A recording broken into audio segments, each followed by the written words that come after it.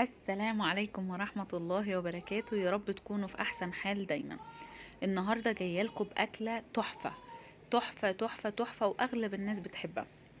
زي ما انتوا شايفين كده الصورة بتتكلم عن نفسها. النهاردة هعمل لكم الجلاش باللحمة المفرومة بتكات هتفرق معاكي جدا جدا جدا، وبمكون سري. تمام، خليكي معايا لآخر الفيديو عشان تعرفي الطريقة بالظبط. في البداية كده عايزة لايك للفيديو، لان ده بيدعم القناة بتاعتي وبيشجعني انزل لكم فيديوهات اكتر، وتعليق باللي انت عايزاه، واهم حاجة اول تعليق يكون بالصلاة على الرسول صلى الله عليه وسلم، عشان ربنا يبارك لنا في كل حاجة بنعملها في حياتنا. تاني حاجة اكتبي لي تعليق برأيك، تعليق بحاجة عايزاه نعملها لك، تعليق بأي حاجة تعجبك. يلا بينا نبدأ. بسم الله الرحمن الرحيم. معايا كده زي ما حضراتكم شايفين معلقتين سمنة، انا سيحتهم بس على النار لان الجو ساقع والسمنة بتبقى ماسكة في بعضها.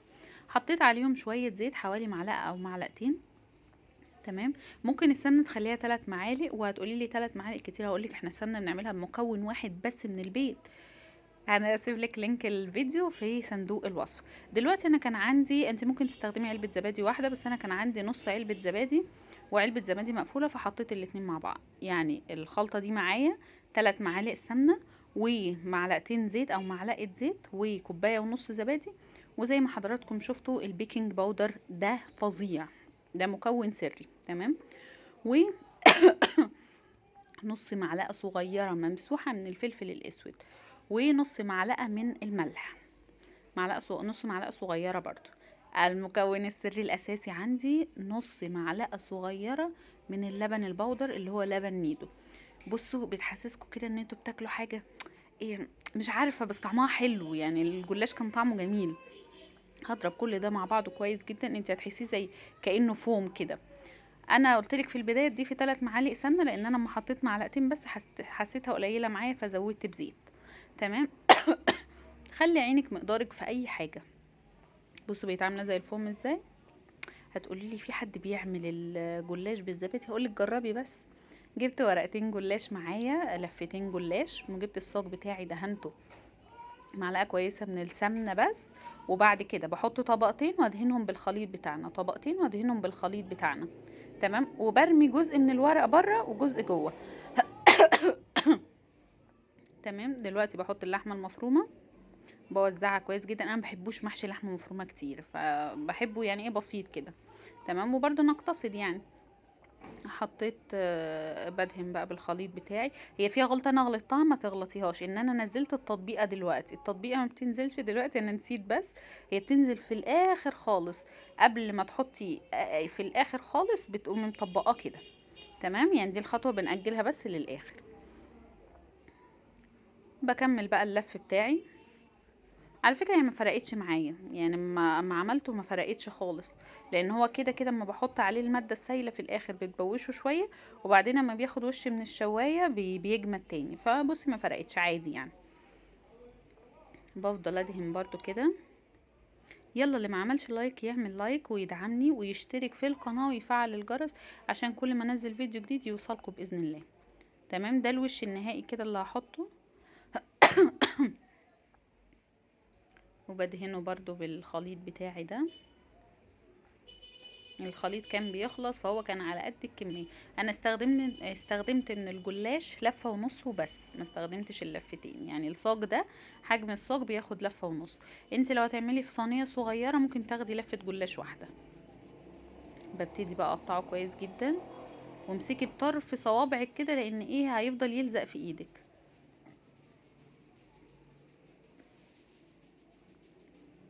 اللي ما صلاش على الرسول صلى الله عليه وسلم ينزل بسرعه في التعليقات ويصلي على الرسول عليه افضل الصلاه والسلام. تمام. الورقه فكت مني ارجعها تاني مكانها عادي جدا. زي ما قلت لحضراتكم هسيب لكم لينك فيديو السمنه البلدي ازاي تعمليها بمكون واحد بس من بيتك، وتملي بيتك خير سمنه ومرطه وكل حاجه باذن الله. هسيب لك اللينك بتاع الفيديو في صندوق الوصف. دلوقتي انا جبت كوبايه من اللبن، كوبايه ونص من اللبن، وحطيت عليهم بيضه. تمام. ده بقى اللي هسقي بيه الجلاش بتاعي. وبرضو عندي نص معلقة صغيرة فلفل اسود ممسوحة، ممسوحة يعني مش كتير، ماشي، ومعلقة الا ربع ملح. هقلب بقى الخليط ده كويس جدا جدا.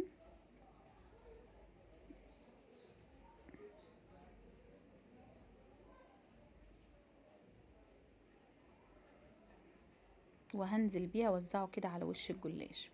انتي برضو عايرة، لو هتعملي في صينية صغيرة ممكن تخليها كوباية لبن واحدة، والبيضة برضو عادي.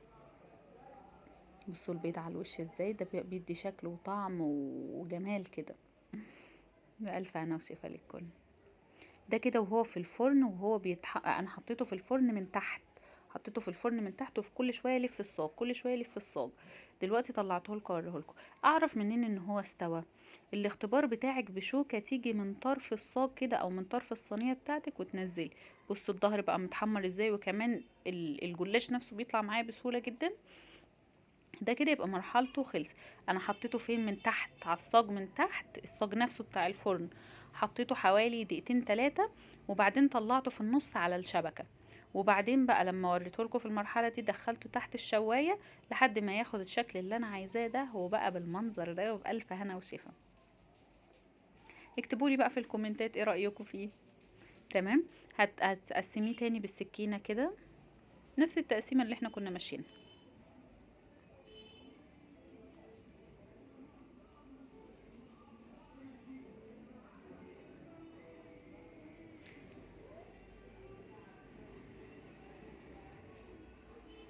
انا كده قطعته بالسكينة زي ما كنت ماشية عليه الاول بالظبط، ماسكاه طبعا بالفوطة المطبخ لانه سخن جدا. هنبتدي بقى نطلعه في طبق. الجلاش طلع مورق وجميل وزي الفل. عايزاكم بس اللي مش مشترك في القناة يشترك في القناة، لان ده هيفرق معايا جدا. شايفين المنظر والدخان طالع منه؟ بصوا بقى من الظهر عامل ازاي. لو انت عايزه الجلاش بتاعك طري قوي، اول ما يطلع من الفرن غطيه بفوطه او بقى طبق او باي حاجه على طول. لو انت عايزاه مقرمش وحلو زي كده ما تغطيهوش، يعني طلعيه على طول كده على ايه اطباق التوزيع بقى. وبألف هنا وشفاء، بألف هنا وشفاء للي ياكل. اللي مش مشترك في القناة يشترك، لان ده بيفرق معايا جدا. ويفعل الجرس عشان لما بتفعلوا الجرس على كلمة الكل، اي ما بنزل فيديو جديد بيوصلكم على الاشعار على الموبايل على طول. تمام. وببتدي اطلع الجلاش بالمنظر اللي حضراتكم شايفينه ده، وبألف ألف ألف هنا وشفا. واتمنى زي ما قلت لكم لايك للفيديو لو عجبكم، واشتراك في القناة، وتفعيل زر الجرس على الكل. وعايزة كومنت برأيكم وبطلباتكم كمان. اي حاجة عايزيني اعملها لكم اكتبولي في الكومنتات على طول، وبإذن الله ربنا يقدرني واعملها لكم. ده الجلاش ودي وصفتي النهاردة، اتمنى تكون عجبتكم. ومع ألف سلامة، السلام عليكم ورحمة الله وبركاته.